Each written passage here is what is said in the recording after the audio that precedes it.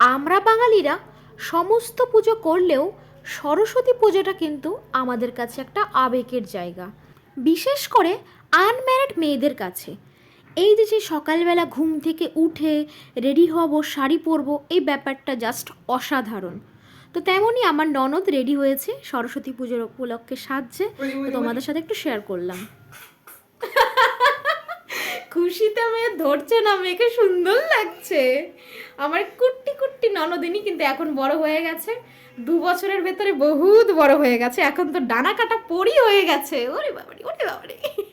দেখি ইয়ারিংটা সুন্দর লাগছে। কমেন্টস করে জানাবে কিন্তু বন্ধুরা কেমন লাগছে। এমনিতেই সুন্দরী, আর একটু সুন্দর হয়ে গেছে আজকে রেডিমেডি হয়ে পুরো। কালকে ছিল, কালকেও বেরিয়েছিল, কালকে মা সরস্বতী ছিল, আজকে সরস্বতীর বাহন হয়ে গেছে। কি জন্য? পেঁচা না, ধর ওটা লক্ষ্মী। চলো টাটা।